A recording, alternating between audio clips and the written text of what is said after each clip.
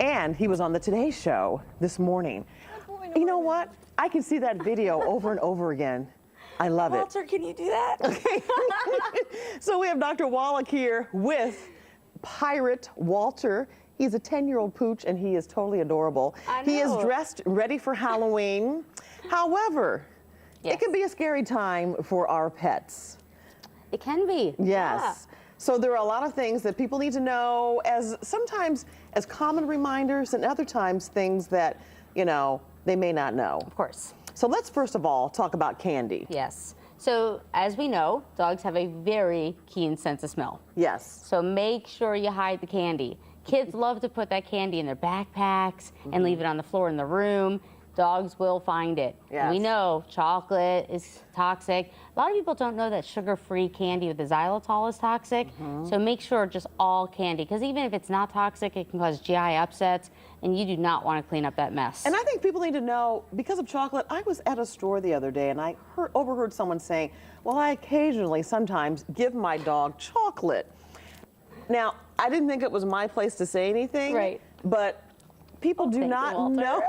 He's like, yes, we can eat chocolate. They really don't know the effects, the after effects that it can have on a dog. So obviously, the more dark chocolate in it, the more toxic. Yes, if you gave your dog an M&M, it's not going to be toxic. Okay, Right. But don't get in the habit of giving your dog chocolate, because guess what? Then they're going to seek it out. Right. So yeah, I mean, if you gave your dog a piece of chocolate, it's not going to kill him. But don't even get in the habit of starting it. Exactly. Okay, that's a good rule. Okay, we can't, come on, he's wearing the cutest little pirate costume. So let's talk about costumes and the do's and don'ts of that. So the most important thing with costumes is make sure your dog is willing to wear a costume. You don't want to increase any anxiety to a dog. If they're not willing to wear it, don't force it. Make sure that they have good vision, because you don't want to scare them by putting something that all of a sudden they can't see well. You don't want anything that's going to be restrictive around the neck or around the chest that causes them to have difficulty breathing. No rubber bands. That's why he's not wearing an eye patch. Yes, that's right. Only the hat. That's right. No rubber bands, so nothing like around the ears, around the limbs, around the tail that can restrict blood supply.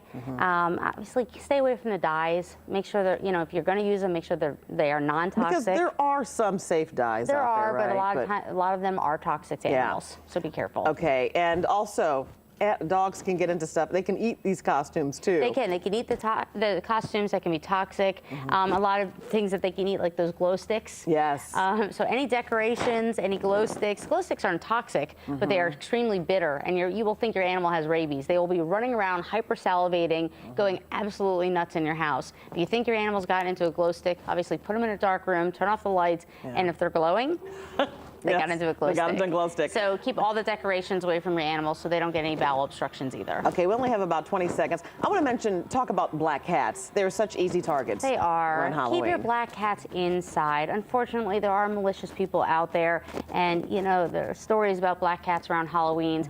Keep black cats inside. Keep all animals inside. Yes. You know, they're scared. They don't know what's going on with all the costumes and everything. They're more likely to bite. They're more likely to get scared and run off. Make sure they have proper identification on them.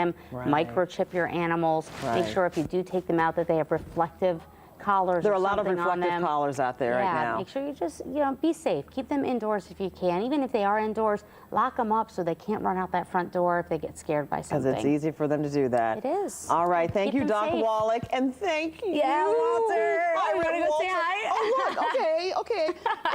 Okay, Chester, so that means keep Misty, your black cat, inside. Always. Absolutely. She's an indoor cat, so she'll stay inside. We got your forecast coming up after this break. We'll talk about all the sunshine